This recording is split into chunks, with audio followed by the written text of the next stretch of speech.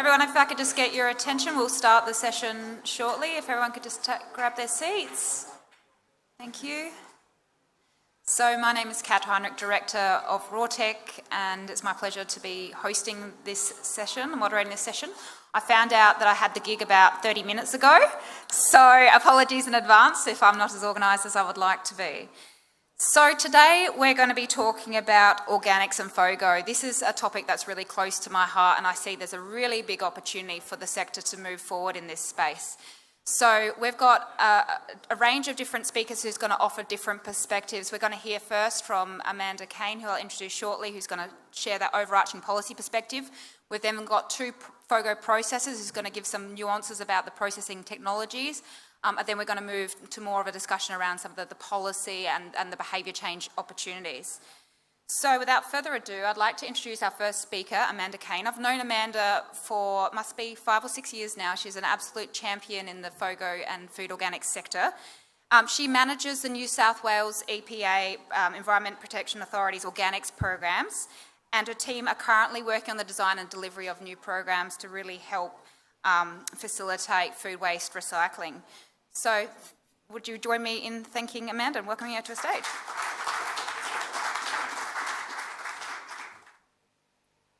Thank you, Kat. So today I'm here to talk about some of the challenges that we've got ahead in delivering on the organics goals, but also those opportunities, and really to emphasise the importance if we're going to succeed in what we're doing in working together and collaboration. I'm a bit nervous because this is a very data-heavy presentation, and I'm not good on data. Unlike Kat, I am not a data nerd, but my team have put together some data, which is really, what I'm wanting to do is just use the limitations of the data and what we've got to demonstrate what some of the challenges are and what are the key influences that are going to help us get there. To start, I'd just actually like to acknowledge the traditional custodians of the lands on which we meet today, and to pay my respects to elders past, present and emerging. So, we do have some ambitious goals. I'll just outline what the policy position is in New South Wales for organics, and also the opportunities and the drivers and the funding that we have to get there. Looking at the data challenges, only really to illustrate the points I want to make around the scenario analysis that we've done, to see what are going to be the key influences, what's going to make the difference between actually delivering on these goals or not. And of course I've put Q&A there, but in fact I think the standard thing is that we'll have questions at the end as well too, though. So to start, so we have two New South Wales policy strategies that are really driving what we're doing, down there as well too. The first actually for us in organics was the Net Zero plan, which came out in 2020, and for the first time the Net Zero programme included waste. Organics was the first stream. It was really good in terms of organics programme and policy delivery, and recognising the benefits of getting organics out of landfill, having an emissions and climate impact contribution. The target there is to deliver net zero emissions of organics waste from landfill, and that's defined as food, garden and textile waste. And then the New South Wales Waste and Sustainable Materials Strategy came out, which then set new targets, which was to halve organics waste to landfill, deliver also on the 80% recycling goal and on 10% reduction in generation goal, all of which organics will contribute to, and halve organics waste to landfill by 2030, I think I've said that. So within the strategy, it gave us two key levers to get there, which is really the source separation mandate. So this is the requirement for all households to have a FOGO or food only, food waste separation service by 2030, and for large food wasting businesses to be source separating food waste starting from 2025. And we also had $69 million to 2027 to deliver on that. So my team has been working on how we do that. It's actually building on 8 years of work under Waste Less, Recycle More, in which we lifted collection services to 70% of the New South Wales population, did a whole load of investment in infrastructure. So the new programme, which we're calling Net Zero Organics, is currently still in the design phase. We've got the Go FOGO grants are already out. And that's providing up to $46 million to councils to transition to the new service. Like Waste Less, Recycle More, it's addressing the challenge at every stream. It's looking at collections, it's looking at reduction, it's looking at making sure we have strong end products and end markets. So, there's a number of starting points and assumptions that are going to get us there. And this is a range of sort of data starting from the 2020 analysis from our science guys at the Office of Energy and Climate Change. So food and garden waste accounts for more than half of the landfill emissions from waste in New South Wales. The biggest sector is households, and that's by volume. Almost 2/3 of the organics going to landfill is from the homes. Trouble is, I can't read that there without my glasses on, and I can't talk to you if I have to look this way. But anyway, the 51% of a red lid bin is going to have organics in if you haven't got a FOGO service or organic service. And work that Kat did with RawTech shows that we're getting an average performance efficiency of about 57%. That is with the best bin system, which is illustrated there, which is a weekly FOGO and a fortnightly red. We also know that there's 56 councils currently with FOGO. We've had the first round of Go FOGO grants. That is another 14 councils. It's about 44%. But yeah, there's a long way to go, and many councils are just about to embark on this journey. We also are assuming that landfill gas capture will be expanding, but I'm not dwelling on landfill gas capture in this presentation. But it clearly is going to play an important role in helping us to actually get to net zero. We're also assuming that majority of councils won't transition before 2025. Like, in an ideal world, it would be great if we did have that, but that's why we've allowed such a long lead-in time, in appreciating that there are contracts to be sort of worked through and so on. And we're also assuming that the mandates, the certainty of supply for the new services will drive investment. And there are also then particular challenges around C&I. This is where real challenges are with the data, because there's so little happening. We're really coming from a point of just starting in this space. So the targeted sectors for food waste source separation are hospitality, retail and institutions, that is hospitals, prisons, schools. And that's because in the National Food Waste initial baseline, they are the largest sectors sending food waste to landfill, and that's our target. We've partnered with WACRA to look at where we are now as a baseline, and we'll be continuing to survey WACRA members as a sort of tracking as to how we're performing. There's about 2,743 services. That result was from the end of last year, of approximately 50,000 business services being delivered. So again, really small proportion. The feasibility study that was done for the Fight Food Waste CRC shows about 70% of business food waste is actually edible, which means there's a massive opportunity there to reduce and divert food waste before it even becomes a waste. Interesting challenges. We've included in our programme design a target to halve business food waste. But in that, what is a particular challenge is we've been working through Love Food Hate Waste with businesses to try and help them reduce food waste for many years with pretty much limited success. The challenge for businesses is that they're running businesses, particularly these ones that we're targeting, and it's been a real challenge to even get them to engage. There have been successes, many successes, like things like the Hilton, which managed to halve its food waste and saving $850,000 a year. We know it can be done, but it's actually really hard to engage. But we see through the source separation mandate the opportunity to really kind of shift that, because we know that once businesses start seeing how much they are wasting, also particularly measuring data, we'll actually have information to be able to go back to businesses and say, this is how much you're wasting, this is how much you're costing. So it's a realistic assumption that we can actually work on that goal with the source separation mandate behind us. The data is really limited because we don't have the services, we don't know about performance efficiency, we don't know how much we're actually likely to capture, so bear that in mind with the slides I'm going to show you next. But we have got an awful lot of really good data from our Bintrim programme, which we've been using to make some reasonable assumptions about what we can achieve. So, there are a number of graphs here, and there's really three key points that I'm wanting to make about the big influences of getting to the goal. This is the time frame of the council transition. So with the goal being that all councils are going to be shifting by 2030, we're going to get to the same point by then. But what this is showing is the time frame. So, and we've made some assumptions around the council regional waste strategies about timing. It's actually like the sooner, obviously, they transition, the sooner every year we're going to have less organics in landfill. And this is really, while we get to the same point, it's actually going to be the legacy emissions that continue. So if fewer of them shift by 2027, we're going to be continuing to generate that much emissions in landfill, and we'll continue to do so for a longer time. So it'll help us get to the goal, but that's why we're keen on working with councils to shift sooner, because the more we can do it, we'll still be at the same point, obviously, on that annual emissions by 2030, but the legacy emissions will be more beneficial. So this other one, and I know it's a bit hard to see, but this is looking at 3 scenarios around performance efficiency.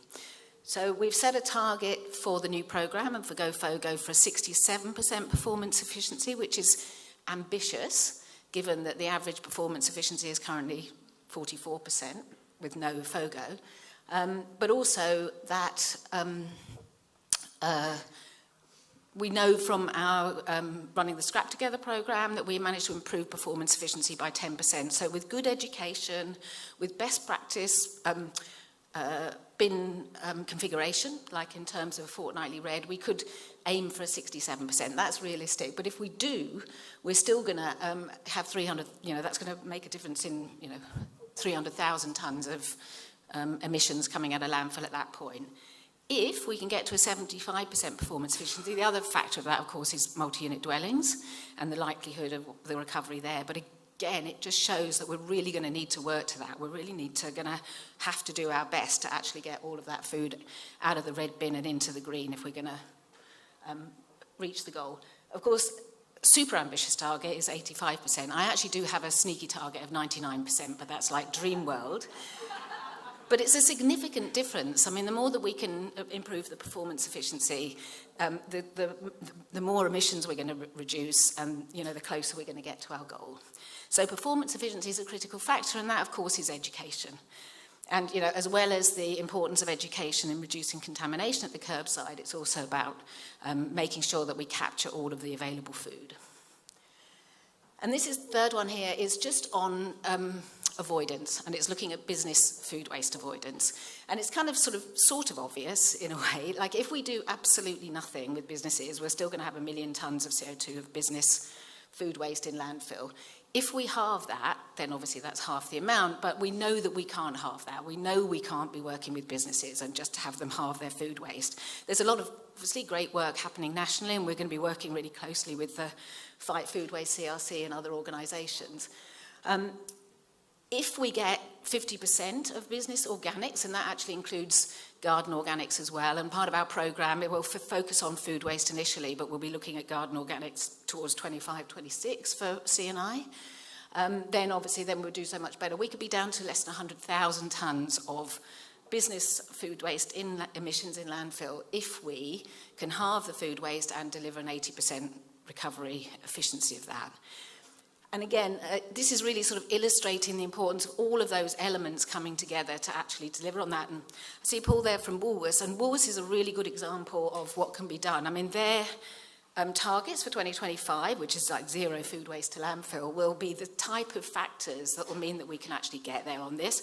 If some of those leading businesses really pushing above and beyond, we can get there. And we need to do it all. The other thing, and then the final one, is if everything comes together all very nicely, and it says perfectly, but it's not perfect. What this is showing is that there's still going to be a gap. This is all emissions of organics waste in landfill. There's still going to be a gap of 1 million tonnes that we're going to need to deal with, going from the 3.1 million tonnes that we started with.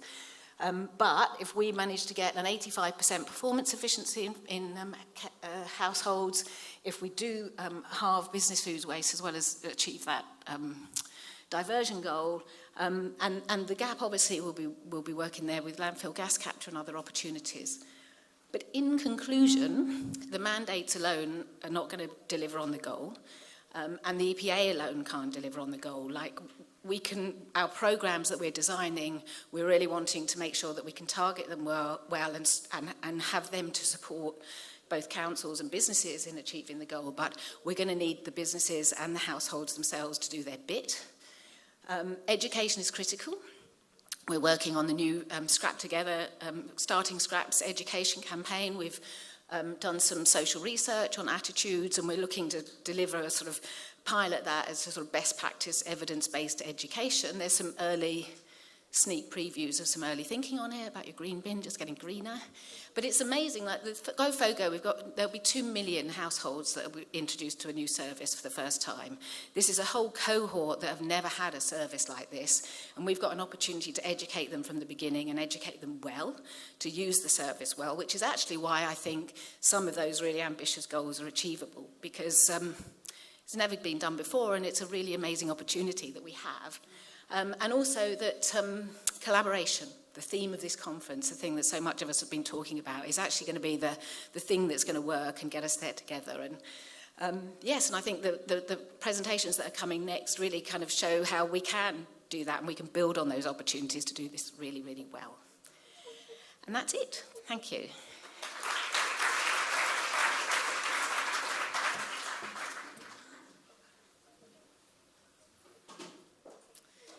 Thank you, Amanda. It's really interesting to see the link there between FOGO and climate, and it's clearly a very strong link. And I've got to say, New South Wales have some of the most ambitious policy settings for FOGO, so well done to you.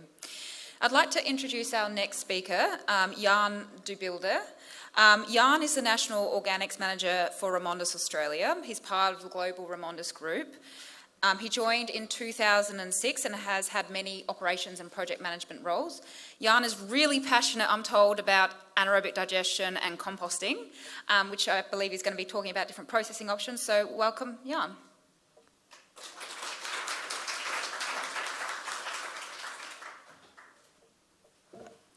Yes, thank you. Hello together.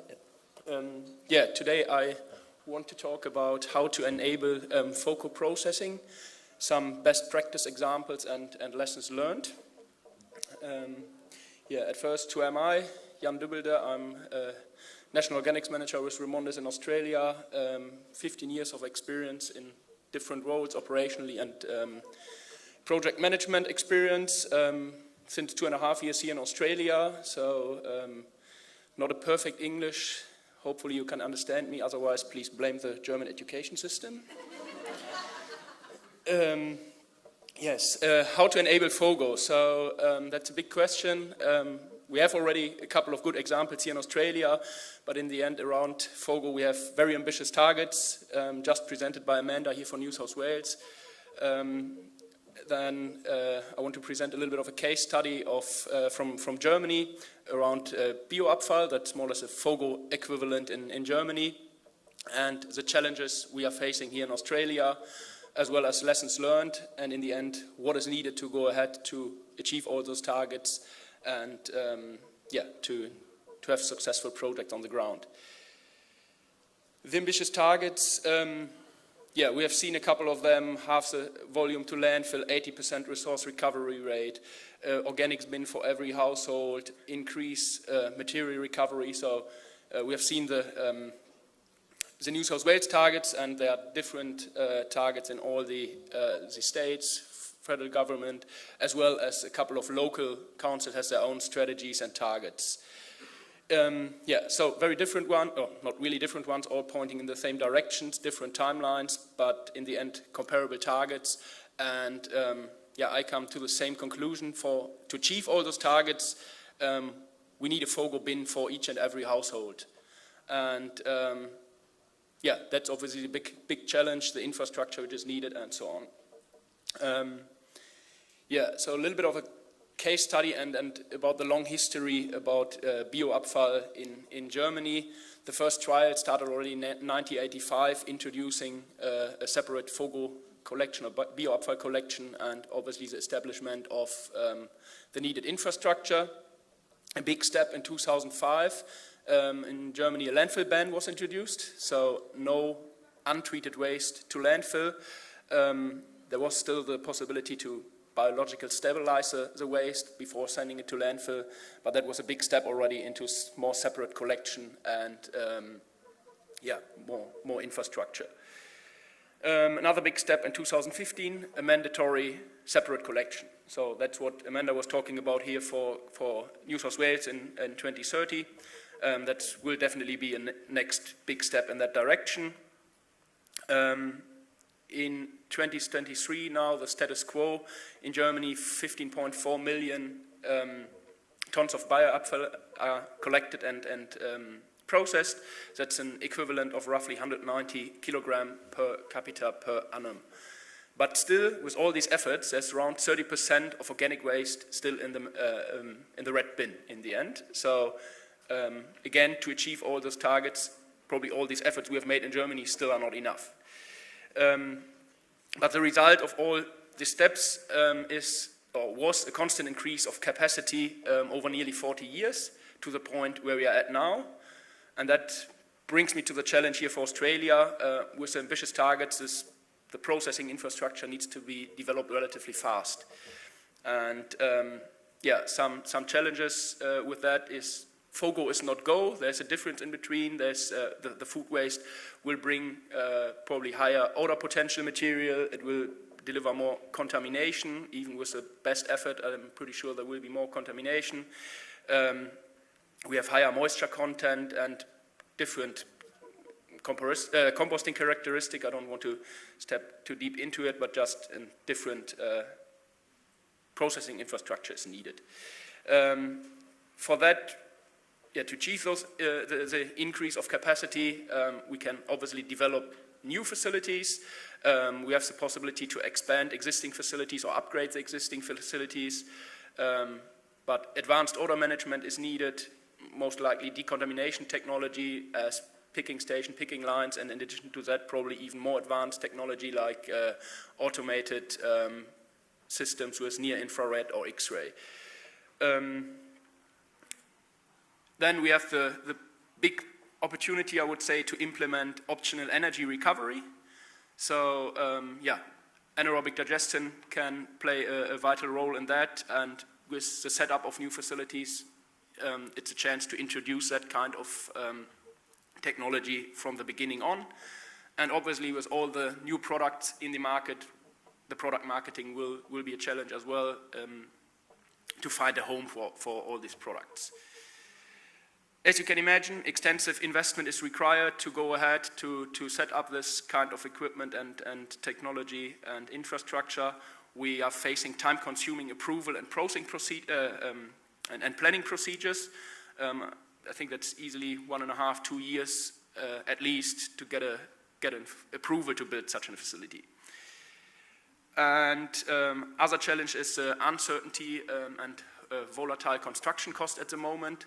So even if the markets are calming down a bit, I think there's still relatively an uncertain market for construction cost, and with long project timelines, that's a challenge.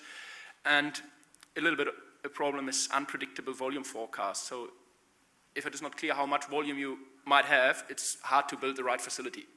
And that's a challenge that we have. Now I want to step into a few best practice lessons learned examples. So as REMONDIS, we are operating more than 80 organics recycling facilities internationally, 2 of them here in Australia. I don't want to present all the 80 examples, just 3 ones I picked out. One example is here from Port Macquarie. We commissioned the facility in 2001. It was back in time a deboot contract, so we as REMONDIS were fully responsible for the design, build, own and operate, and then we transferred the facility a couple of years ago, and now we are still operating it under an O&M agreement. The capacity is around 50,000 tons, and back in time it was the first in-vessel tunnel composting facility here in Australia. The lessons learned here was the early commitment to higher standards led to a stable low gate fee, no wasting of valuable landfill airspace, and the reduction of the carbon footprint. So back in 2001, I'm not 100% sure, but I guess there was no landfill levy. But still the council decided to go, yes, we want to be more sustainable, yes, we want to have the better solution, and that's the kind of commitment which is needed to go ahead. Here one example in Coesfeld, that's very near to my hometown in the western part of Germany. The facility was commissioned in 1992, had a couple of major upgrades, couple of upgrades over the time, a major one in 2013. Here I was involved as a project manager. We implemented anaerobic digestion and set up a new tunnel composting system. The facility is fully owned and operated by REMONDIS, and since 1992, backed up with a long-term contract with the local council to get the local volumes, a capacity of 86,000 tons. And with the anaerobic digester, we have the possibility of energy recovery, in that case via biomethane. So the biogas is upgraded to biomethane and fed into the grid. Very interesting project. The lessons learned here is very much the flexibility provides a long-term success. So we had the ability to adapt new requirements, always to the highest ecological standards and benefits, and continuous implementation of innovative technology, and that's still ongoing. A couple of months ago, we implemented a dryer for the digestate, and I'm pretty sure the local guys will have already the next ideas in mind to go even further and introduce new technology here. The last example I want to present is a little bit of a smaller one in the eastern part of Germany. It was commissioned in 2015. Here REMONDIS was responsible as an EPC contractor. We built the complete facility, we designed it, and now it is owned and operated by a public-private partnership together with the city of Schwerin in East Germany. It's a very, very interesting concept and project. Again, capacity is a bit smaller, just 23,000 tons, but as well including anaerobic digestion, and it is a fully enclosed facility. That was important for the local council to have minimal environmental impact. Here the energy recover is via CHP, so combined heat and power unit. We are producing heat and electricity. The lessons learned here is the higher investment pays off in the long term for the council. So again, stable gate fee over long-term contract, reliable and sustainable disposal outlet for the council. And in the case of a public-private partnership, the council is participating on the success of the project as well. Currently a sad reason, but due to the war in the Ukraine, the energy prices went up, and as an electricity generator, we have the benefit of that, and in that case it is shared with the council. So it's a risk sharing, obviously, and a benefit sharing in that case. What is needed to go ahead with all those kinds of facilities and projects? As mentioned earlier, huge investment is required, and for that investment, it needs to be managed, and commitment is needed. So that can be long-term contracts, that can be capital contribution from council into those kinds of projects, a joint venture, public-private partnership, grant funding. Amanda has talked about that. That's another possibility. And volume commitments to say, yes, we have our 20,000, 30,000 tons, and we will deliver it for the next 10, 15, 20 years, as long as possible, because we are talking about lots of money here. This kind of commitment will result in an investment security and in a long-term sustainability for all of us in the end. What else is needed? Reasonable risk allocation. With those kind of projects, a couple of risks attached to it. One big risk, and I think we have talked about it a lot in the last couple of days, is contamination. And around contamination, I think a fair mechanism reflecting the actual cost is needed. So basically saying higher contamination will result in a higher gate fee for the waste. Clear education systems, so easy messaging, what should go into the bin, what shouldn't, and in the end, bin inspection is probably a helpful tool to really find the bad guys not doing the right thing. And yesterday I joined a session around AI around that topic. I think that will be an interesting way in the future to really do that on a constant manner to really get the contamination down to a limit. Volume capacity, so the LGAs, the council, should know their volumes best in the end, how much volume they will have, and they should be able to make firm volume commitments so that the facility ideally run at full capacity. That will bring down the cost significantly. And then we have always a little bit of a risk in the approval timelines. That can, it's just a risk which is hard to be taken by the industry, and a reasonable approach for that is needed with the councils as well. Last but not least, a level playing field. So we need to have predictable and binding environmental conditions to go ahead with the facilities. That can be mandatory enclosure for FOGO processing facilities, because it's a higher standard, but it requires higher investment, and it's hard to compete against open windrow composting, which is probably emitting lots of odor in the region, but can be cheaper. Around leachate management and overflow releases, there are sometimes difficulties in the definitions in the different states, and we probably need to talk about adjustment of old, less regulated, so-called grandfathered approvals, to be on a competitive market and a level playing field for everyone. Clear product requirements. Yes, we have the Australian standard, but there's probably a little bit more needed, or a different approach needed for product quality and fit-for-purpose products. Regulations for digestate. When we're talking about anaerobic digestion, we have the digestate, and we need to have clear regulations for that to find the right market for it.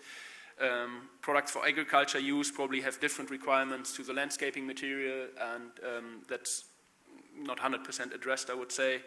And the limits for emerging contaminants, I think you're all aware about all the discussions around PFAS, and just reasonable limits needs to be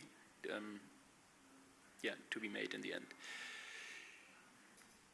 As a result, certainty is needed to justify this investment, and that's an important part of it, and that's a task for, in the end, all stakeholders, regulators, the EPAs, the councils, and in the end, the industry and the processors to set up those kind of equipment. Thank you for attention. And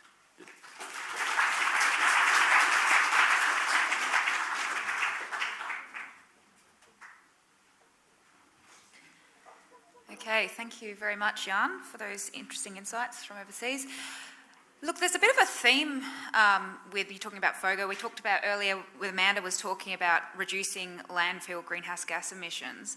Our next speaker is going to talk, he runs, Mr. Charlie Emery, runs a composting facility, or many composting facilities. And the added benefit of that, of course, is not only are we reducing waste to landfill and reducing the methane emissions associated with that, but when we compost, we're actually sequestering carbon. So it really does play a big role in that. So I'd like to introduce Charlie. Charlie joined SOILCO in 2001. He's the managing director, and over the past 20 years, he's overseen the growth of the family-led business. In his current role as Managing Director, he's focused on innovation, strategy, infrastructure development and business growth. And prior to SOILCO, he is in background in science, environmental biology, so very warm welcome. Thank you.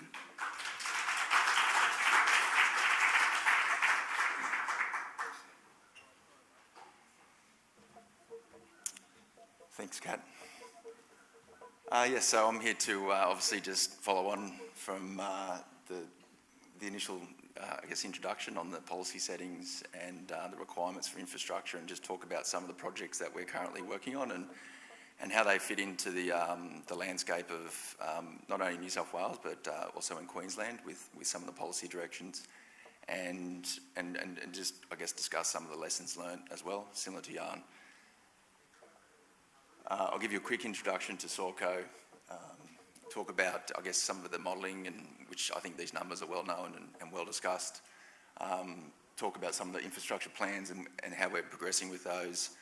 And I think one of the key areas that I'd like to chat about in terms of lessons learned is actually in our stakeholder engagement strategy. So that's our little facility up in Tweed. It's been a really successful project for us. It's now into its second year of operation. It's a 20,000 tonne in-vessel composting facility that provides FOGO services to Tweed and Ballina councils. We're enormously proud of that project. It's on a really tight footprint, and I guess it's came out of a number of years of running organics processing facilities. Our business started in the 80s, where we were extracting sand and soil, and saw the need to obviously conserve that resource and also improve the quality of the soil that we're extracting with compost. So we've long held the belief that compost obviously is an important part of our soil health and our urban and agricultural systems. We have always led, being a small family business. Our company values haven't changed too much. They've been challenged a number of times, as you can imagine. Courage, authenticity, achievement and respect is a big part of our belief system, and it's led us, to a point where we're now obviously operating in the industry for over 35 years. We have 120,000 tonnes per annum of products being distributed to the urban and agricultural markets, operating 4 licensed facilities, employing 85 people, and we're currently just in the process of securing 3 greenfield sites, and thank you, is that better? And we're proud to say that we're now actually providing organics recycling services to more than 1 million households per annum. So it's a nice little achievement for us to hit that number. My brother and I are still a big part of the business, and we have a strong vision around managing state-of-the-art organics recycling facilities that obviously produce world's best products and services. And our focus, from the foundation of the business, is all about soil improvement needs to the east coast of Australia. Probably a lot of detail on this slide, and I'm not expecting everyone to get down to the nitty-gritty, but I think what the key points show is the progression of the business from being a forestry, soil extraction business, composting forestry residues, through to, the evolution of garden, the ban of garden waste. There was a ban from landfill. It was a ban of garden waste from landfill in New South Wales, which led to obviously a lot of cell-for green waste being composted, and then over time introduction of curbside services, and from go in 2008 we introduced our first food waste collection truck, and in the last 10 to 12 years we've obviously been doing a lot more in the FOGO space as well.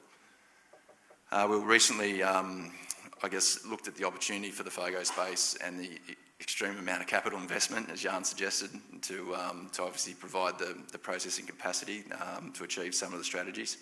And so we've recently gone and ISQ Global is a large infrastructure fund, and we've had a commitment of 300 million to deploy further capital to improve our processing capacities on the East Coast. So how are we, preparing for that next wave? Amanda has been a fantastic advocate for the industry and has done some amazing work through Waste Less, Recycle More, and now through the Net Zero plan, and as part of that was the WASM. And I think I'm also on the board of AORA, and I think at the time AORA's submission suggested a ban of organics from landfill, because we felt that we needed a line in the sand to actually really allow for these infrastructure projects to have some certainty. So it's a really important document, and it's obviously identified a number of key factors in terms of introducing FOGO, why we do it, and we often hear a lot of discussion about these numbers, about 54% down to 41%, down to 25%, and I think sometimes we forget about the actual.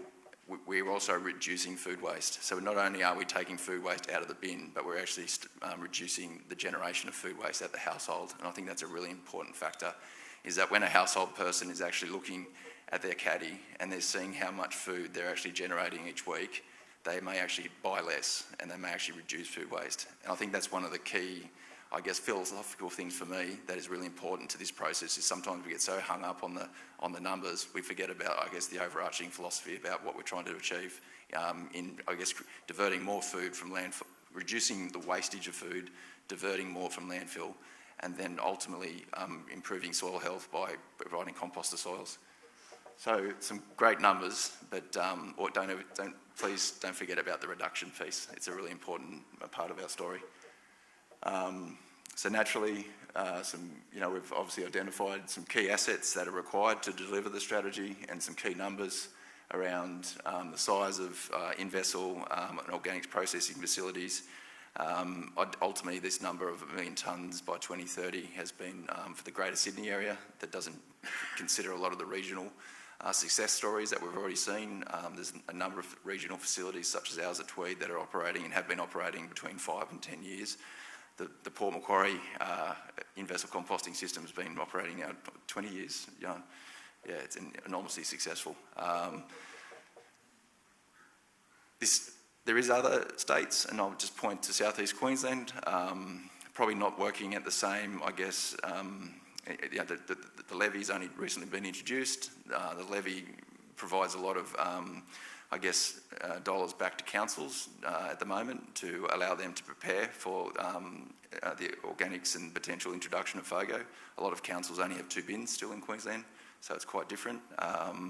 But when you look at the phasing of that, we're looking at potentially 700,000 tonnes just in southeast Queensland, coming online over, and possibly more to the back end. I would suggest 2027 to 2030. So there's definitely obviously an infrastructure requirement also in southeast Queensland.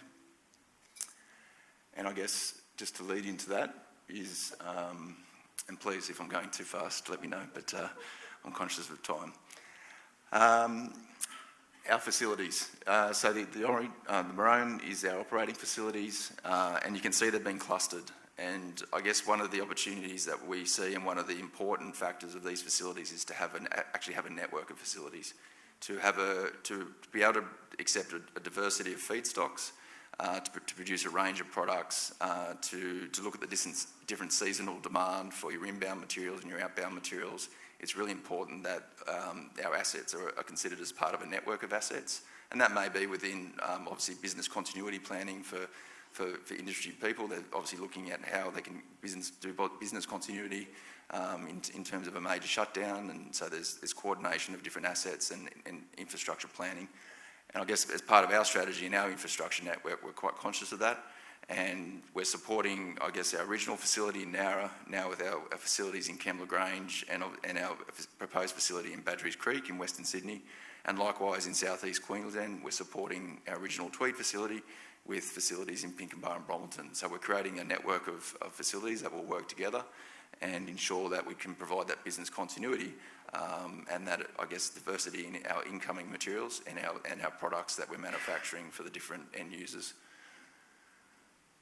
So a couple of examples of our, I won't dwell too much on our existing facilities, but I'll just give you some examples of the infrastructure that we're working towards in those new locations.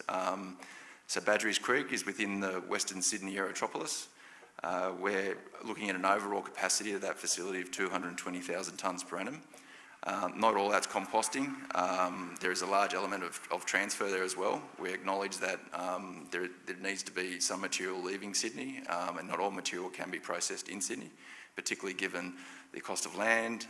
This is in quite a future industrial location, but we do see a strong demand for compost in the urban market. So we don't want to be trucking that all the way out to regional New South Wales to bring it back into the urban market. So again, it's a consideration of our end users and the strategy around our product distribution as much as it's about where we're getting the feedstock for these facilities.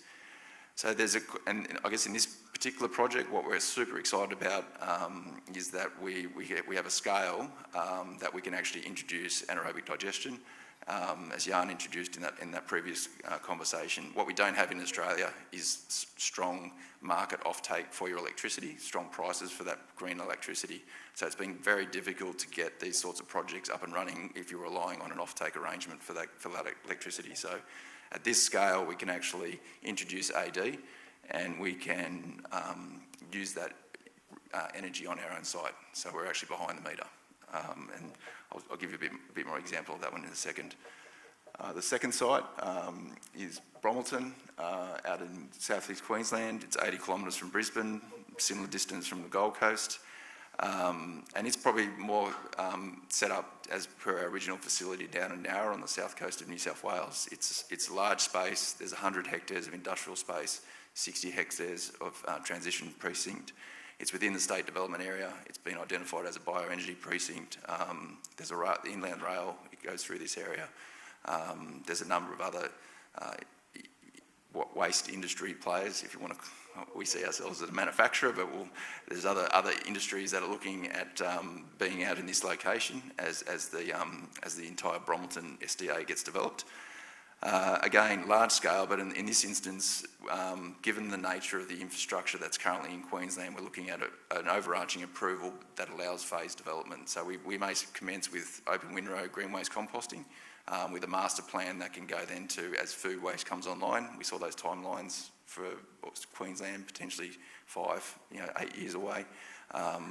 But we've got that overarching master plan, we've got the design, and as those new feedstocks are introduced, we can then scale up the technology that's appropriate and fit for purpose for those different materials. So in this instance, we'd probably look at open windrow composting leading into aerated static pile composting, and potentially, obviously, there's a strong opportunity there for solar and to ensure that there's that clean energy component of the business.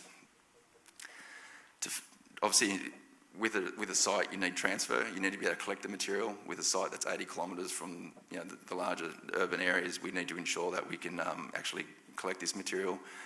So last year we identified this particular site near Brisbane Airport that has existing approvals for metal recycling. We're obviously not a metal recycler and don't intend to be, but obviously the work's been done there to establish this as a transfer station in phase 1, and then in phase 2, depending again on the commitments or the opportunities that we see with processing on site and that balancing act, as we have done with Sydney. Do we process more in the more urban area, or do we shift it out to a regional area? So given the lead time on local government and the levies and how that's all factoring in southeast Queensland, we do see a slower lead on these, but we're also quite conscious there's a lot of capital tied up in these assets. And so we're obviously working hard now with DES and state development in Queensland to really understand the timing, because these are not the type of assets you can hang on to for a long time. We may get these approved, but if there's no commitment from the Queensland government, in some time, then we may develop them in the simplest form, but we may not get to that end game. So it's obviously a timing. We've got an enormously supportive capital partner, and we've obviously got a very strong business plan behind it. But they are quite strategic assets that I think sometimes local government and state government and everything, and with these sorts of conversations, are realising the value that is being put aside by the processor to actually operate these facilities. So where are we with that infrastructure status? We've obviously identified our projects and where the need for these materials, these facilities may be. We've identified the greenfield sites, and we are continuing to look at other, networks that can feed into these greenfield sites. We've done the initial due diligence on these sites, and obviously set up the feasibility assessments so that we can model what these facilities look like in 5, 10, 15, 20 years' time. And by doing that modelling, we're hopeful that securing the necessary contracts, and by doing that, we're now in that design phase and preparing for applications to New South Wales and Queensland state governments. Badgerys Creek, we're expecting to lodge in June. I was hoping to be able to come here and say, we've done it, we've lodged Badgerys Creek, it's on the dock, here's the link. But in June, we'll have that lodged, and it'll be a public document. So as I suggested, just talking through some of the phasing and how we expect to deliver this infrastructure. We obviously have done extensive consultation and planning for all our facilities, with obviously Badgerys Creek being the most advanced. Department of Planning, Industry and Environment have been enormously supportive of our stakeholder engagement program. It's not often you get a phone call from Chris Ritchie when you lodge your CERs on day one, and I think obviously being inside the Aerotropolis and such an important part of Sydney's future infrastructure around Badgerys Creek and so on, It's seen as a pretty high level waste project. We've actually gone through a state design review panel, so this has actually been reviewed by architects. I'm not sure how many waste, not just had an architect design it, but then sit down with the New South Wales Government Architectural Panel and discuss whether we should have more green walls inside a waste facility. Probably not the best spot for a green wall inside a waste facility.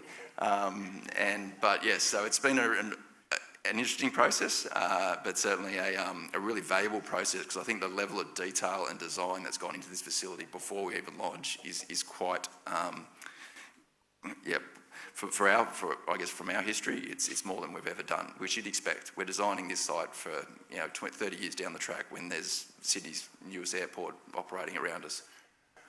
Pinkenba, as I suggested, we can move quickly into a transfer station model, and that will obviously rely on offtake agreements, and then we would develop phase 2, depending on where we get then with local government and state government strategy around the timing of the introduction of FOGO. And Bromelton obviously provides us with that low infrastructure entry point to support the existing organics requirements in the region, and again we'll deploy the appropriate technology and the composting process to ensure that it's competitive with the market. So one of the key technology considerations is we have a 2030 clean energy commitment for our business, and we're obviously looking not only at our new facilities but retrofitting our existing facilities to ensure that we can achieve our 2030 clean energy targets. Being part of a global infrastructure fund, obviously ESG is a huge part of how we report and the metrics about what we're achieving in terms of the commitments that we've made, and this has allowed us obviously then to look at our organics processing footprint in a different way. We're in this particular instance, given the high level of FOGO, and we're actually designing this on a dry AD plug flow, similar to the example that Jan provided from Germany. This is a proven technology for high solids FOGO product. It's more robust than wet AD in terms of for high solids, and provides us with the opportunity to essentially have our own energy plant on site to create. Vessels use a lot of electricity. There's no doubt about it. There's a lot of aeration, there's a lot of fans, and this will give us basically an energy balance that consumption and generation match each other.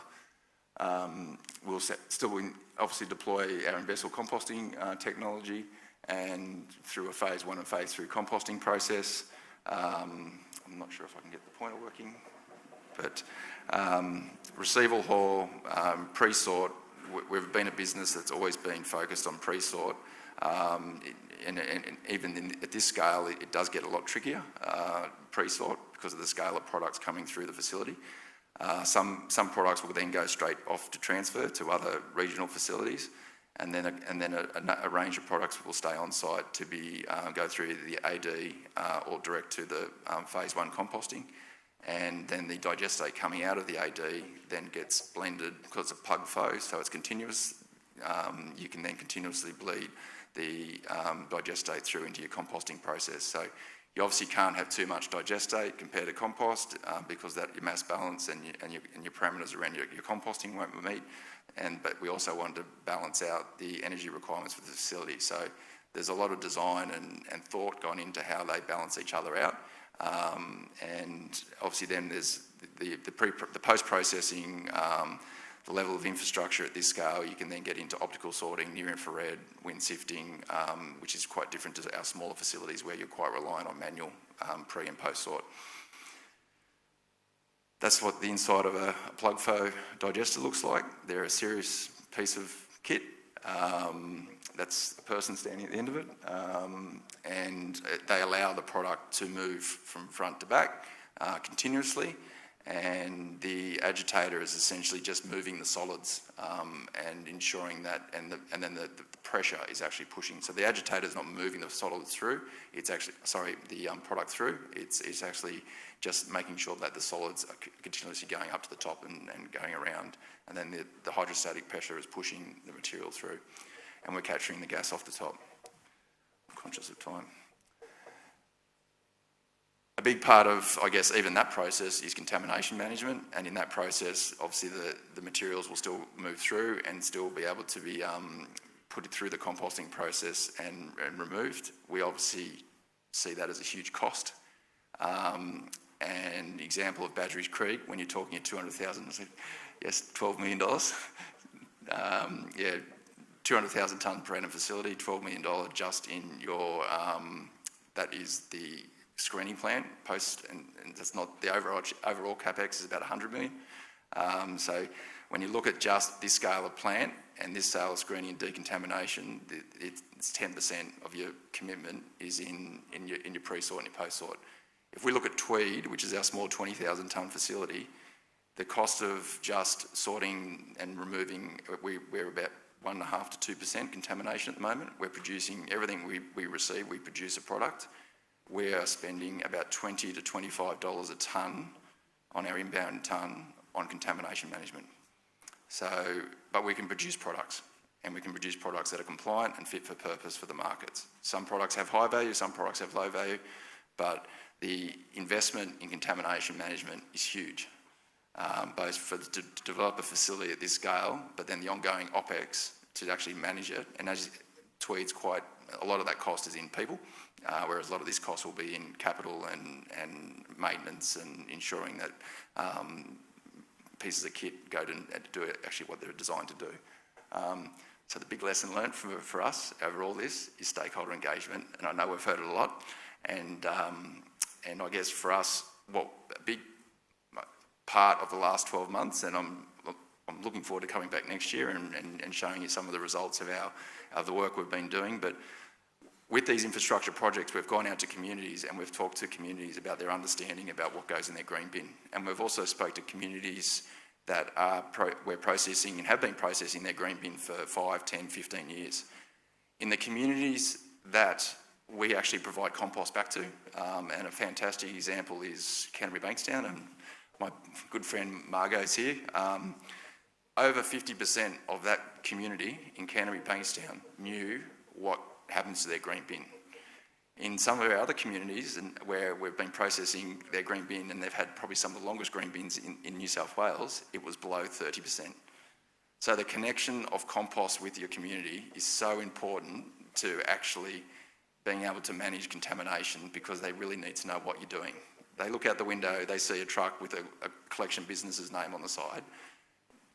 Our brand compared to sat below the collection businesses. So they see the collection truck, they don't see what's happening with their green bin.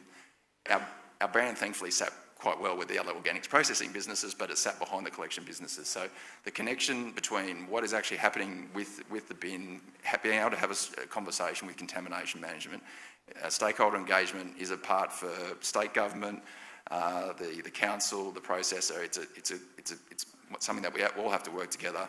And I guess that's our biggest lesson learned. And I guess as we evolve as a business, and as we've evolved over our history, and we think about who we are and what we are today and where we go tomorrow, I guess this is what we've been attempting to do. So this little room here is getting a sneak peek of where we see our business in the future and how we intend to unlock our brand and actually help our communities divert more food waste from landfill. And this has been a big part of this infrastructure plan. So it's not just about laying concrete, it's also about how we ensure that these facilities are successful. And it's about powerfully telling our company story. It's about engaging our employees. We've got some fantastic employees and we want to continue to engage them. We want to build and recruit a world-class team. We want to evolve our assets. So we have some fantastic assets at the moment, but we actually want to improve our communication, because we probably don't do a very good job of it. And then we want to actually launch this strategy. And we'll be launching this strategy in the coming months. And we'll be creating, obviously, a lot of communication assets to not only execute that strategy for ourselves, but to execute that strategy for our partners, our local government, our customers, our wholesalers, our distributors, and so on. So it's an overarching strategy for the entire supply chain. And I guess our tagline will change slightly. And this is, obviously, there's a lot of work gone into the back end of this. But yeah, I think our lesson learned is that it's all well and good to build bricks and mortar, but you also have to have a really solid communications plan and be part of the community. That obviously is fraught with danger, because if you are out in front, it's easy to knock you off, particularly if, you know, there's an odour or a dust complaint and so on. But I think by doing that, we actually will engage the community and we'll get a better product and a better service, and we'll divert more food waste from landfill. So how do we do that? We obviously have a strategy that's based on 5 pillars: our employees, our community, our councils, our customers and our investors. And I guess we will be, our motto will be about giving life to soil. And it's funny how we've come from a business that actually extracted the soil from the ground, and now a lot of people say, but you're a composting business. And it's only taken this process for us ourselves to understand that the composting process that we do is actually contributing to soil health. And so the name of SOILCO actually still stands today as well as it did 15, 20 years ago. And so SOILCO gives life to soil by harnessing the power of technology and, importantly, people. And we want to work together with our employees, our community, our councils, our customers, and obviously our investors, because as you saw, the capital investment required to deliver these sorts of strategies is huge. Yes, we can help assist with ESG. Yes, we can assist infrastructure funds, but we also they need to see growth and they need to see impact. And that's not just sometimes environmental impact, that's financial impact. There's obviously got to be a return. And we're working hard, obviously, to achieve a communications plan for all those pillars. So I'm going to leave that. I'm hoping, how am I going for time? I'm up. Okay. I've got one slide left, and because I'm not very good at talking on a stage, I'm going to ask one really close friend that is absolutely brilliant at talking on the stage, and so this will be my closing slide. So thank you, and thank you, Kate. Can you see that? I hope you can see that. I think I can if I turn around here. Yeah. I'm a bit blind, but we'll see how we go. Soil is life-giving. It puts food on our plates and it purifies our water. It protects us against flooding and combats drought. It captures and stores vast amounts of carbon. Soil is used to make lots of things, from china to skincare, paper to bricks. It is alive, teeming with microbes that are used in almost all of the antibiotics we take to help fight infections. It is the foundation of our homes, roads, parks and schools. Soil, like oil and gas, is a finite resource. It can take up to 400 years for nature to form just 1 centimetre. But in just 60 years, the UN predicts a catastrophic loss of fertile soil. Set against a burgeoning population, the threat to our life is really very real. At SOILCO, we give life to soil. Our advanced technologies transform organics into high quality, enriched soil. So next time you throw your organics waste in the green bin, think about what it could actually be turned into. Your apple core could be the solution to fight the next pandemic. Your coffee grounds could be the pages of your children's favourite bedtime book. Your eggshells could help combat carbon emissions. Your chicken bones could produce clean green energy. Your lawn clippings could feed the pitch upon which your child scores their first goal. And the leftovers from your last meal? They could grow Australia's finest project to inspire our next Michelin star chef. At SOILCO, we see the life-giving potential that soil holds. Join us in helping others see its potential too. SOILCO, the life-giving soil company. Congratulations, Charlie.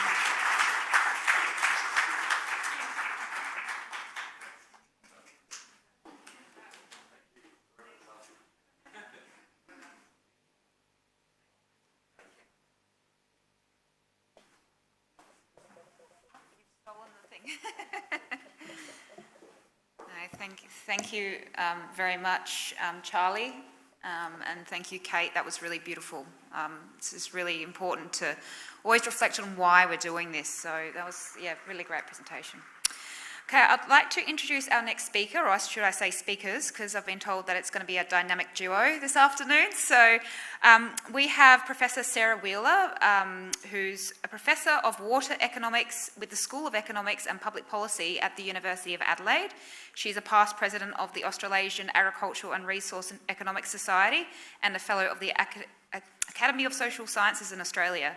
She graduated with her PhD in 2007 and has done a lot of work in the spaces of irrigated farming, climate change, the Murray-Darling Basin, organic farming, water markets, water scarcity and food waste. Sarah will be co-presenting with Rob Gregory, who you wouldn't have seen a bio in, but luckily I know Rob.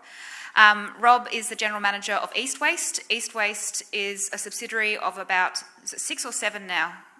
8 councils in South Australia and collects the bins. So together this afternoon, Sarah and Rob will be talking about the what, where and why of household food waste behaviour. Welcome.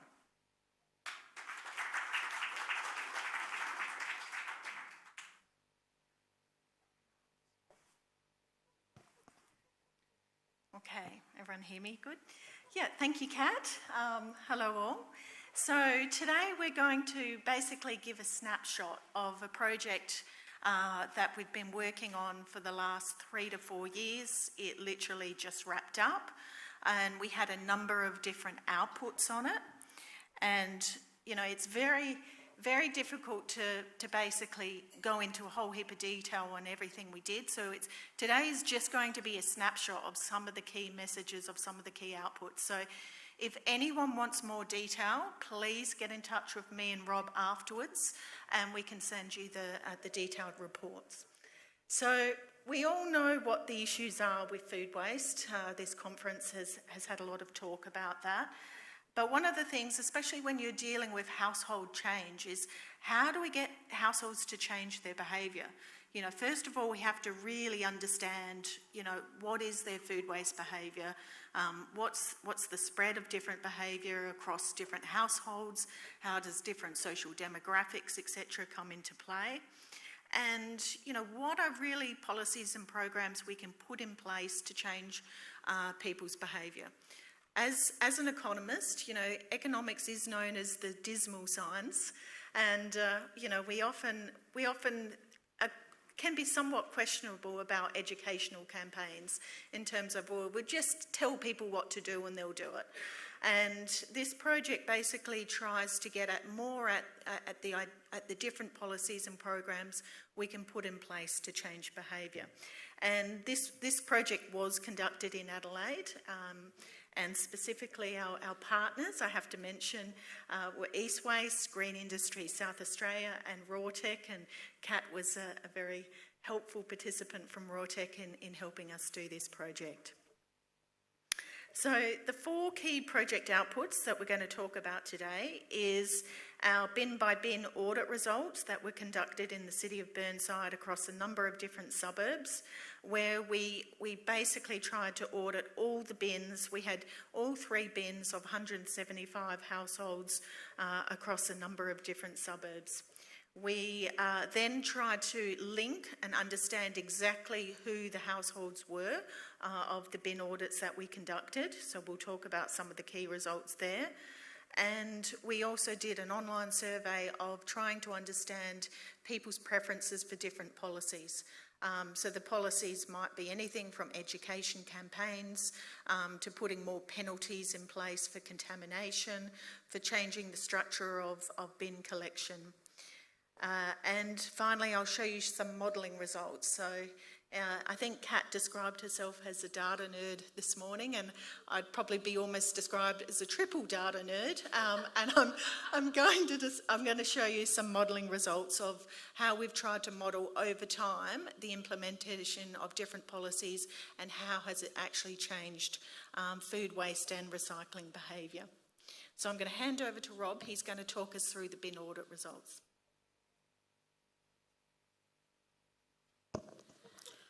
Thanks, Sarah. I can talk about simple graphs, so that's why I'm only allowed to talk about these next 2 slides.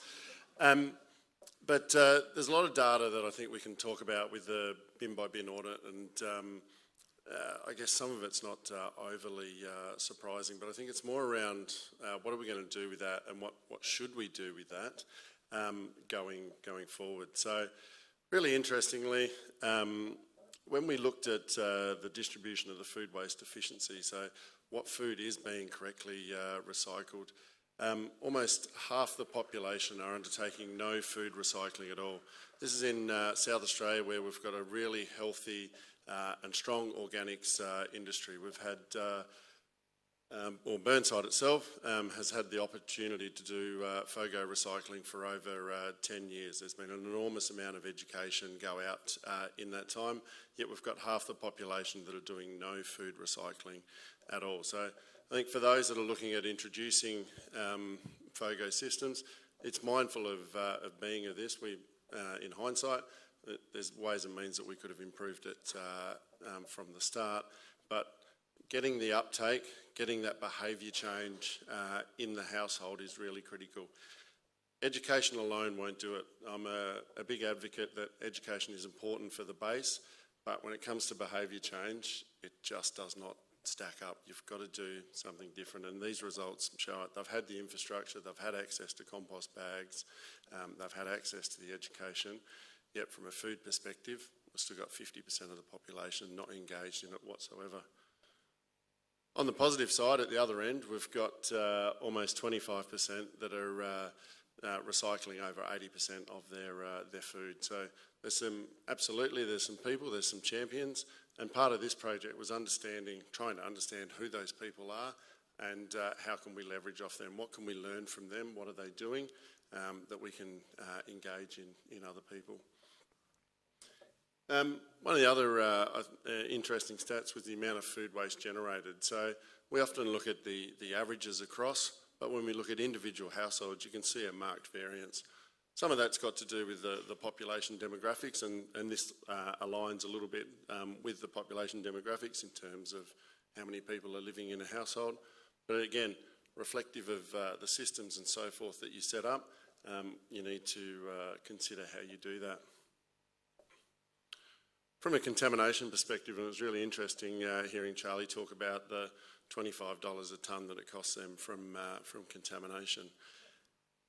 In our audit, this one showed that there was over 4% contamination in the green bins. That's double what we normally see. As with any audit, it's only a snapshot in time, so whether it's 2%, 4%, I'm not overly phased. Reality is that it's there, and we need to get better.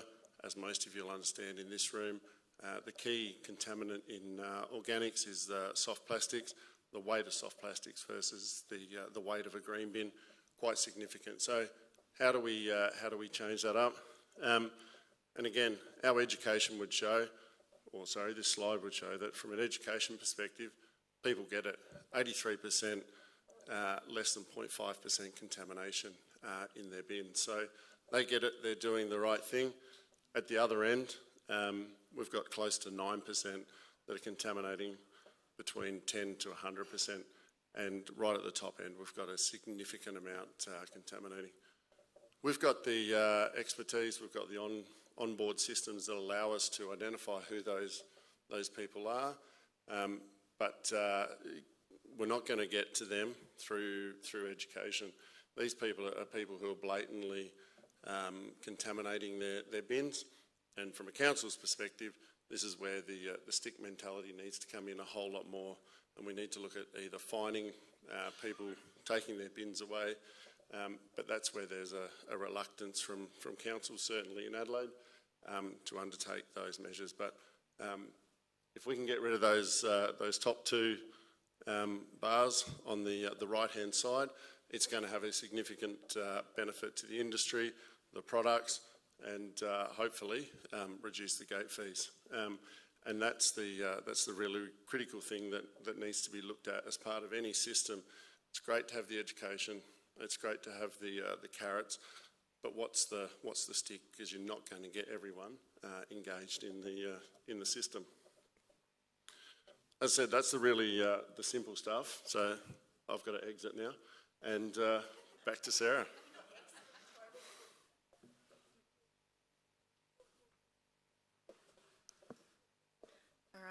So thank you, Rob, for the bin audit results. So what we tried next to do was linking from our randomised bin audits. We then tried to identify the characteristics of the households that were actually part of that bin audit. So we had 65 households complete our survey out of around our 200 population sample.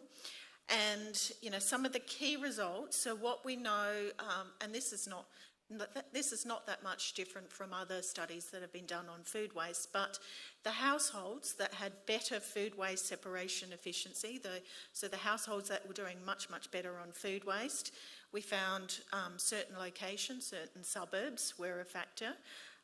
We found that respondents from these households who were older, who were more educated, who came from a household with a smaller size, and their ethnicity was of a European origin, then they were all better at food waste.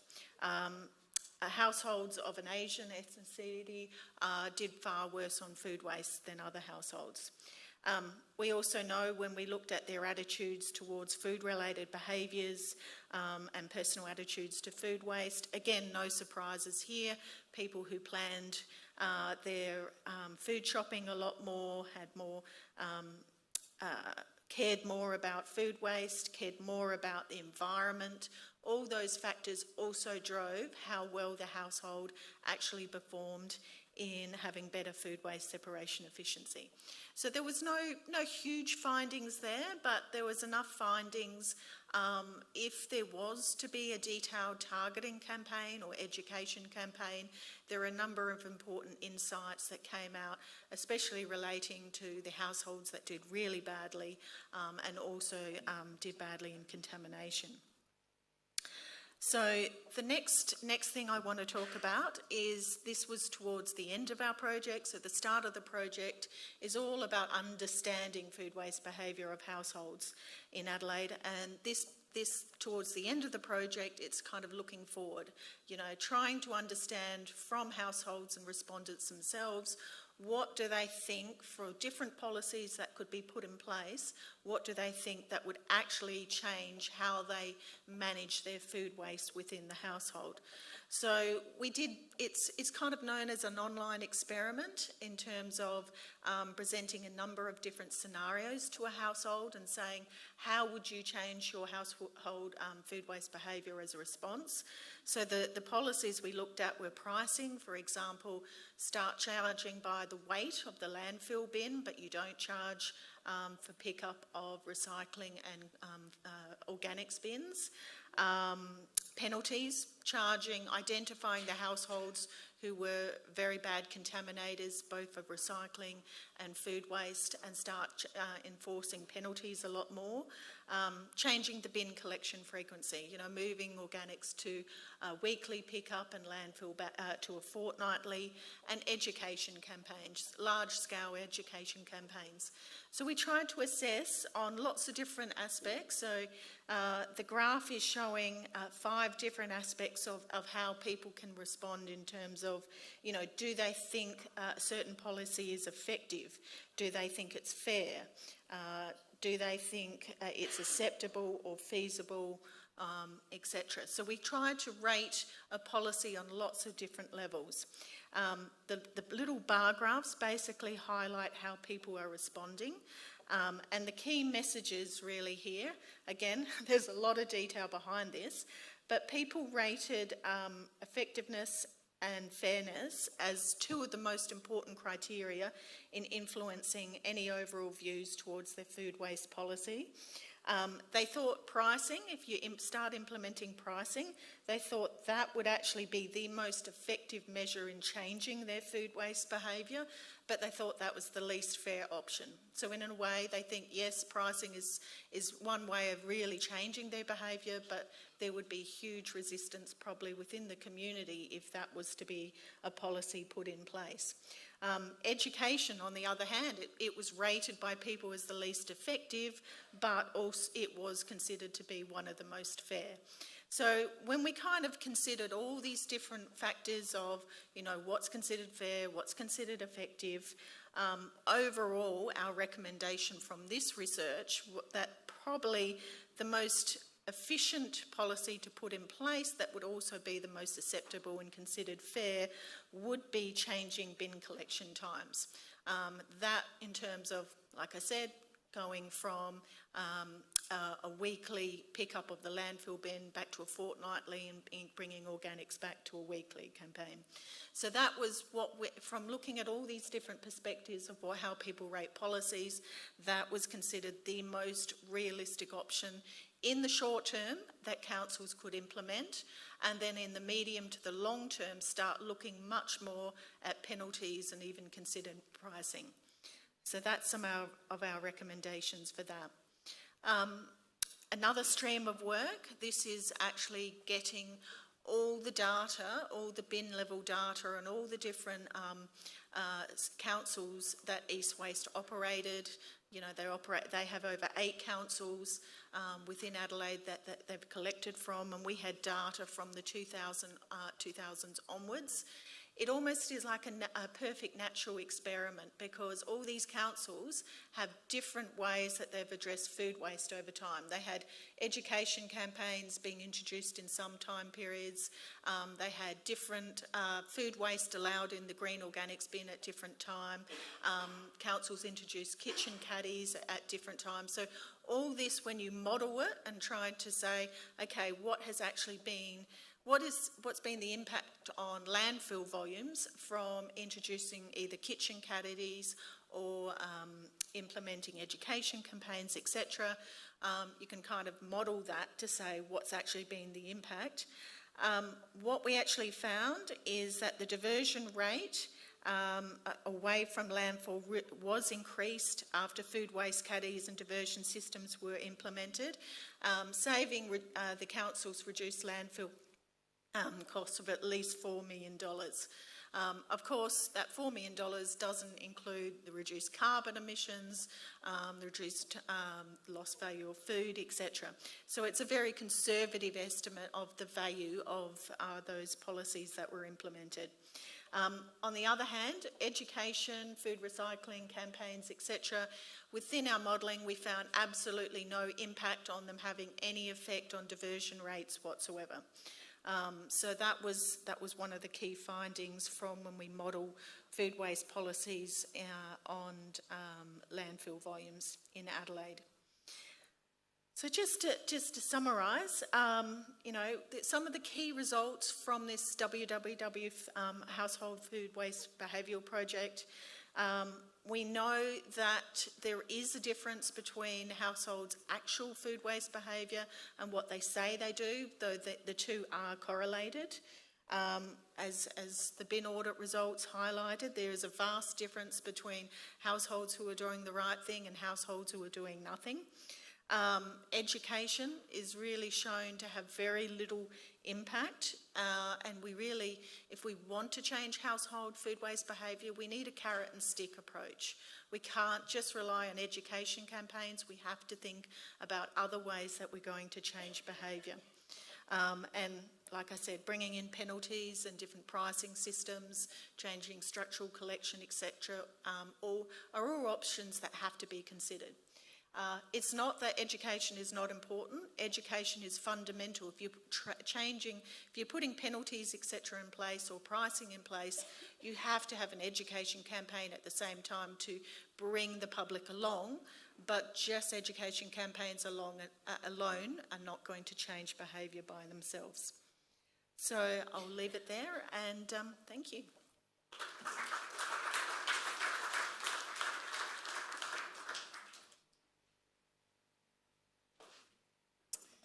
Thank you very much, Sarah and Rob. And it really is interesting, in addition to the research, we can actually see from bin audits for New South Wales as well, that the highest performing food diversion systems are those with weekly FOGO and fortnightly waste. So yeah, the collection schedule certainly is important. I just wanted to touch on the other point about the price signals. It's really interesting that it's seen to be the most effective but not fair. And I just quickly touch on that. In Europe, they've looked at price signals and they've actually been able to get food diversion up to 90% in some jurisdictions because of a price signal on food, the pay-as-you-throw system.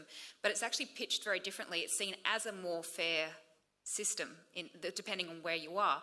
But so why should you have to subsidise someone who can't be bothered sorting their food waste properly, right? And they have systems in place as well for exemptions for families, big families, etc. So there's ways around that. I see that as an opportunity.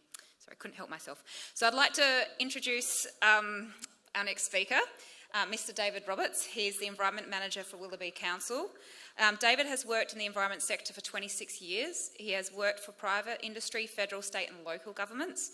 He currently works for Willoughby City Council as the Environmental Manager.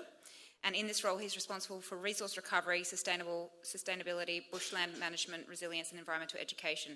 His resource recovery programs are currently focused on alignment of collection, recycling and organic tenders and planning for the introduction of food organics. Please join me in warmly welcoming David.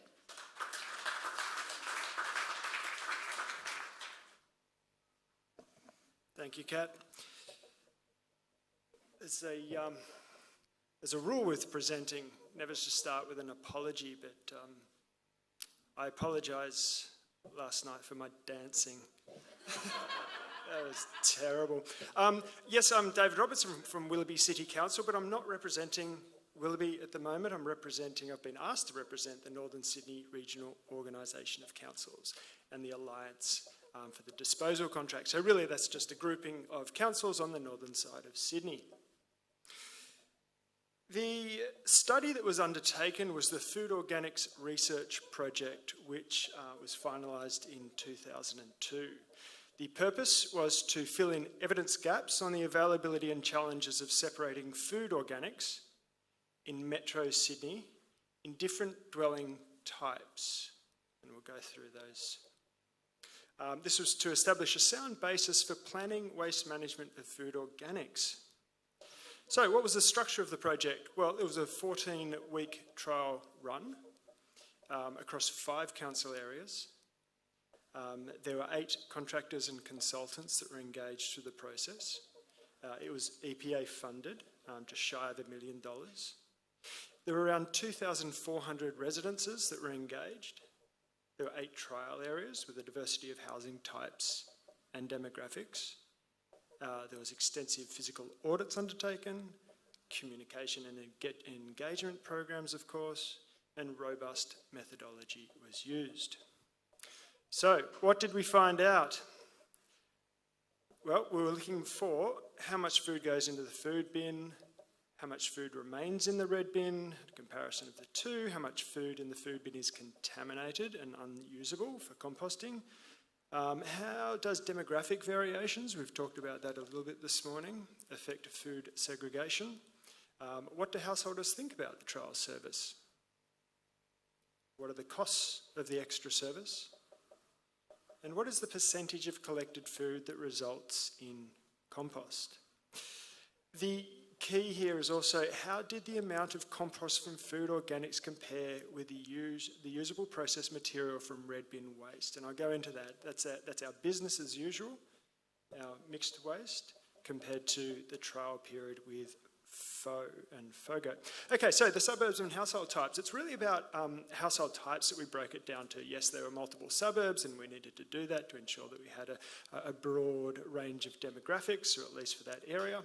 But there was the household types. So we can see the low-rise, townhouses, SUDs, high-rise and non-residential.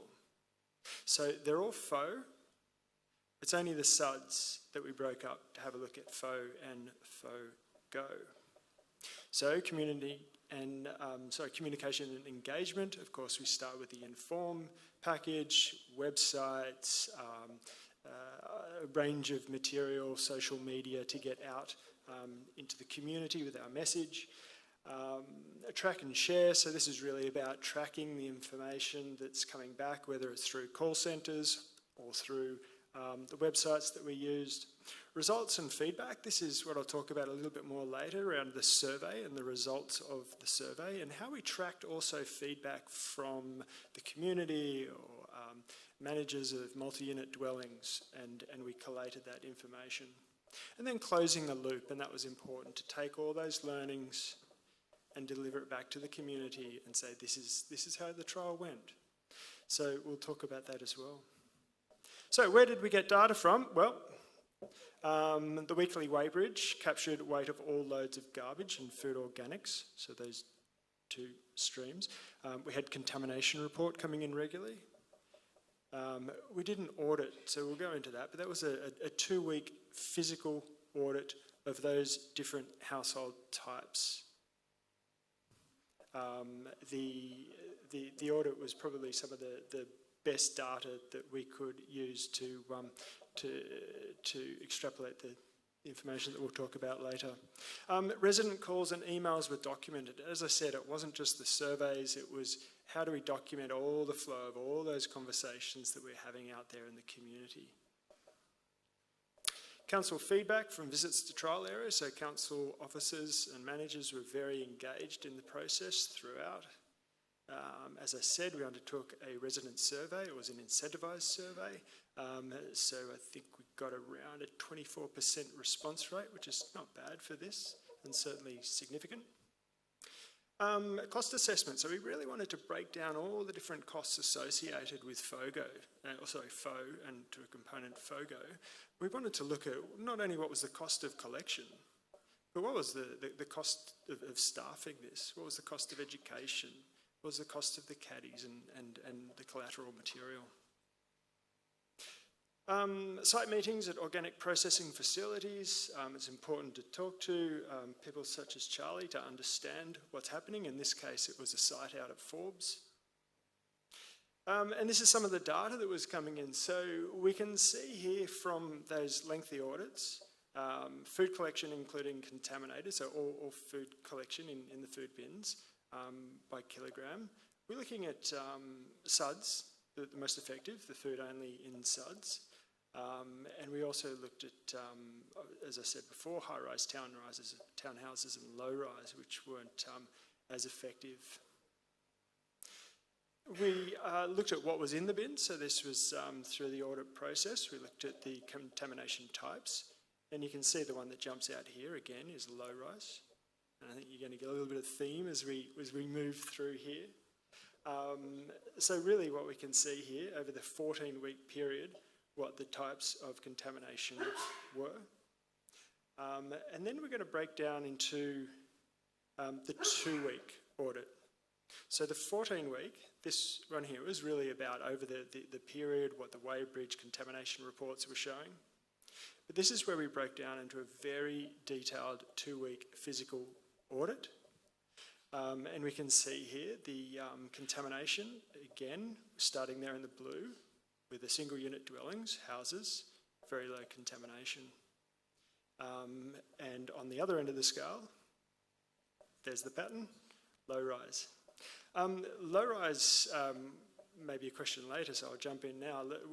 We really dealt with low rise, we felt that low rise contamination was coming from a multiple factors. One was low rise doesn't typically have a building manager to manage it. Quite often these rooms are darker. A mix of burgundy lids and red bins were causing confusion. There are a few issues that resulted in high contamination. We also found that low-rise, when correlated with the demographics around lower socioeconomic or less English-speaking, so we, as you saw in some earlier reports, saw the same sort of contamination levels. The percentage of usable food in the correct bin, so this is the streams of food only and FOGO, but food only we can see again there, food only, single unit dwellings, houses, there was a greater percentage of usable food in the correct bin. The demographics, as I touched on before, and I think we see this, so I won't spend too much time on it. We know, unfortunately, the higher income, greater education leads to increased food presented, less contamination. Rental, we're finding that we had less food presented.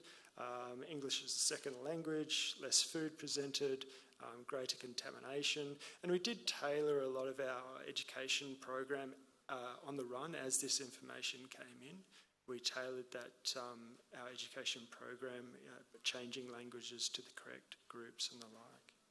And then the larger household, great amount of food, but more contamination. The non-residential trial, so you saw earlier it wasn't just about household types, we also engaged businesses. In this case, we had 68 businesses. Cafes, restaurants and other takeaways, education, hospital, aged care, professional services.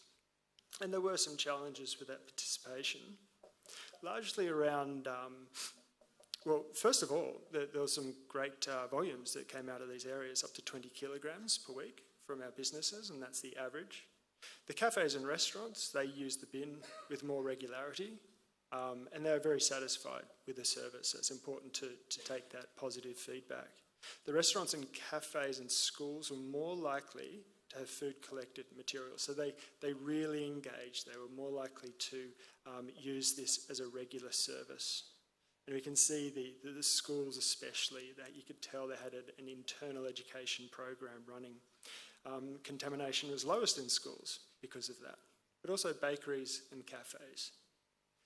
Commercial organisations, so I'm referring to real estate, dentists, the likes, they didn't have much food waste. And the staff were forgetting, these are quotes, but staff kept forgetting or were not engaged. The primary schools and restaurants were more likely to agree that the trial made them more aware about the food. So they were really engaged. And I think that's probably the most positive takeaway from the non-residential. All right, so resident feedback. It's a nice shot before lunch. During the trial, the most common feedback was we need more caddy bags, we had miscollections, we had flies and infestations, especially in multi-unit dwellings. We found a lot of the complaints are around odour.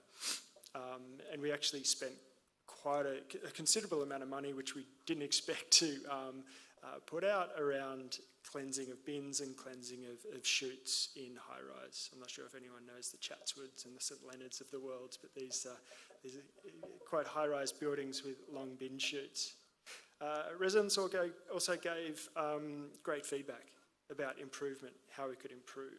So it was really important, again, to take that positive feedback. Overall, we found that people really wanted this to happen.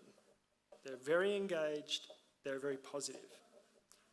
It's just that we needed to work through some of these significant issues. So when we break down that residential survey, we see that 24% response rate, and as I said, it was an incentivised response rate. It was consistent with volumes, so we got a higher response rate where we had higher volumes. 81% was satisfied or very satisfied. So this goes both ways, this talk. This really shows the pain, but also the positive community attitude. Up to 67% would pay for liners. Fantastic. Liners are an incredibly expensive part of council's operations in this space. They were satisfied with the collateral, so the educational material and everything else that we were putting out had good feedback.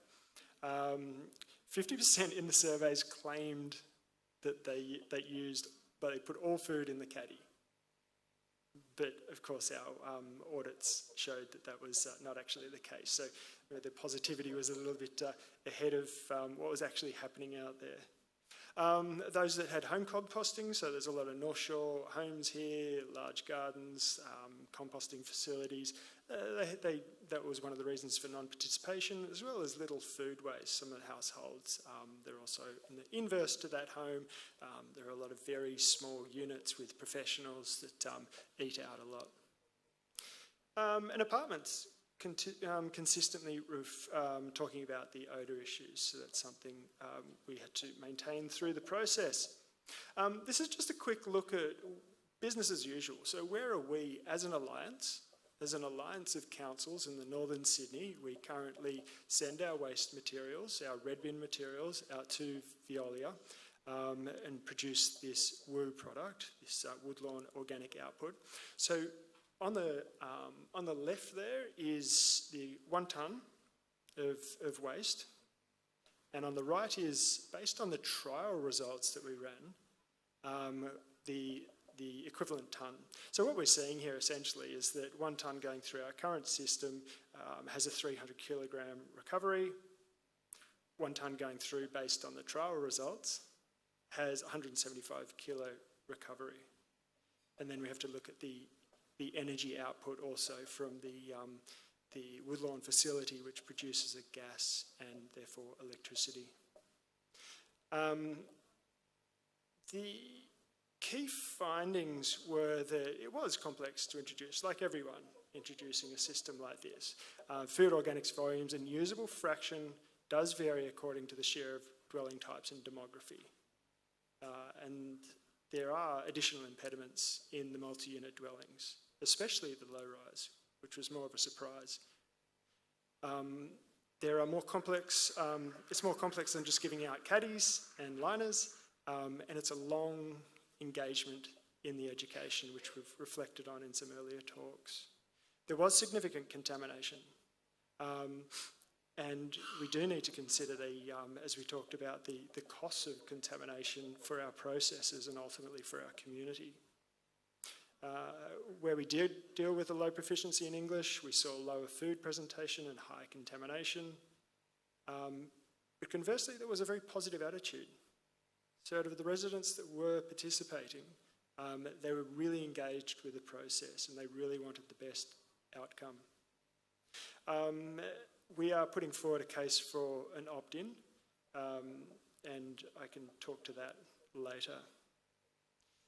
The high yield from some types of businesses, so food-related businesses, cafes, restaurants, takeaway shops, and also educational facilities, I think we need to unpack that a little bit more.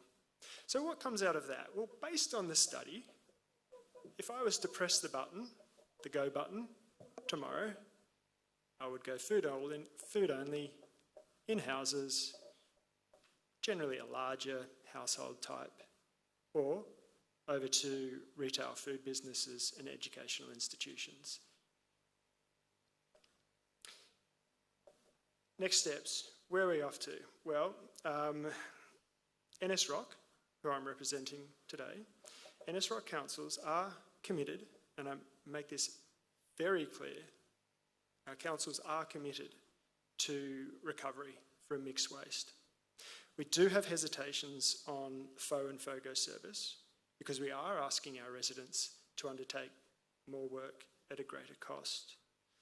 A part of the study focused on the potential for food organic separation and collection in apartment buildings. Based on the data, it's not clear how we can proceed with FO or FOGO considering the obstacles. So it's just important for us to pause as a group of councils at this point in time and take the best approach forward. The innovation from WOO, the Woodlawn Organic Output, our business as usual process with Veolia, has its own issues, but it is seeing that compost material can be committed to tailings dams for mine site rehabilitation. All 5 Waste Alliance councils will continue to engage with industry and government and investigate what a reasonable and practical approach will be. And I think that's best summed by we will undertake further research and we will make decisions on good evidence, but ultimately we are looking for the same as everybody in this room, which is high diversion and whatever is better for our community and environment. Thank you.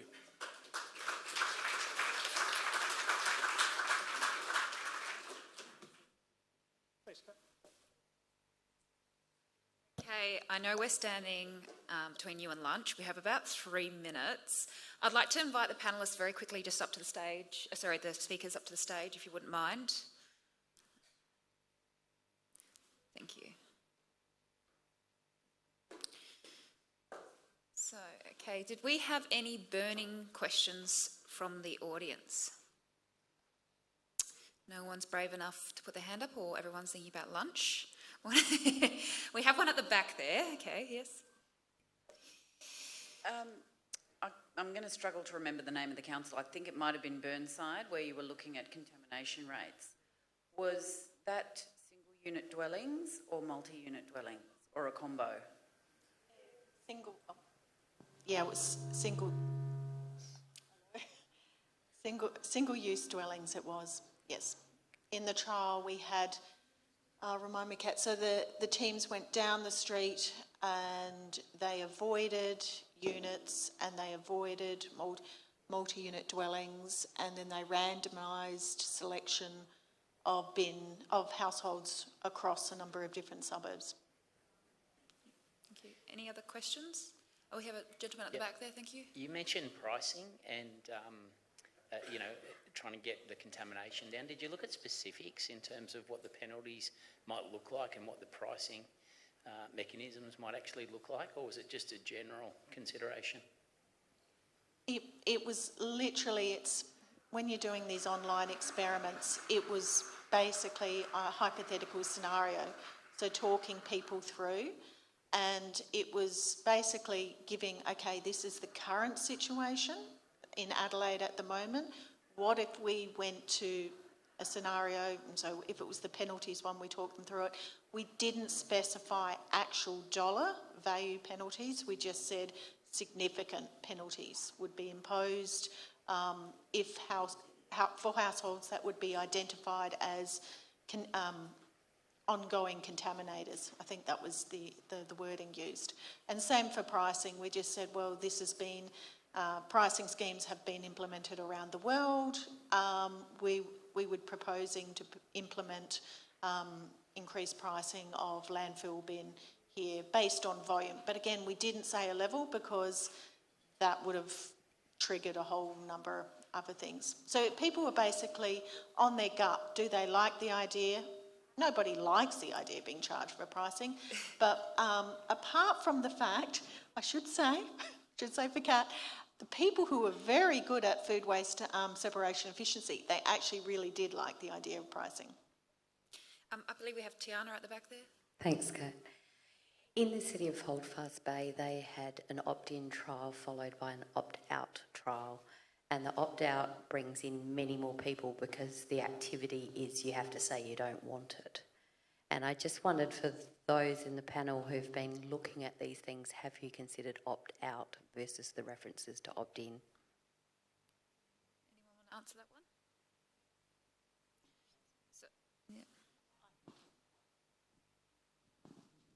Look, the information that we were receiving was that an opt-in trial would be far more effective to reduce contamination and increase the percentage of food organics if we provided a service. So I'm not standing here saying that what I just presented on is exactly what we're going to do. It was a snapshot in time, and further information is needed to know if it's an opt-in or opt-out or many other factors. But certainly based on the evidence, as I said, if I was to press the go button, it would be an opt-in. Lady at the back there. Yeah, just for Jan. Just wondering, in Germany, what happens to the product that's produced, and are people aware of where it goes? If you could talk more about that. Yeah, I think the awareness is probably the same problem as here, that it very often stops with a collection truck, and the people very often don't know what happened afterwards. The product is mostly going to used for agriculture use. I would say for the FOGO waste, it's around 70%, which is going to agriculture use, but as well landscaping up to back products in the retail. Do we have any last questions? Well, just to close the session, I'd just like to have a quick raise of hands. Who of you here that are either living or working in a location that already has FOGO? If you can put your hand up. Okay, and put your hands back down. So is anyone here looking to introduce a FOGO service or is aware that they're living in a council? We've got a few. So my last question to the audience, and maybe we can start with just the question of what piece of advice, if you can keep it really succinct, do you have for councils or areas looking to introduce FOGO? What's the one key message you'd like to leave today before lunch? The infrastructure obviously takes time to develop, and let's use that time to obviously get a engagement program with community underway. And obviously, if you've got a commitment to build and you've got a commitment to engage with community, you'll end up with a successful project. Thanks, Charlie. Sarah? Yes, I'll follow up on a comment before. I would go for opt-out versus opt-in. So, psychologically, we're all a little bit lazy. So, you know, it really can't, the opt-out means that you give the option to people, to households who feel really, really upset, you know, that they can either keep their landfill weekly, for example. But if you opt in, you are decreasing the population who would be involved. So I'd go for opt-out. Jan? Yeah, probably the same as Charlie. I think the timelines needs to be managed with a long-term project, and then just make the decisions, commit to the project, and go ahead. Thanks. Mine would be a long lead-in time for education and bite the bullet for the best outcome. Like take the chance of the fortnightly red.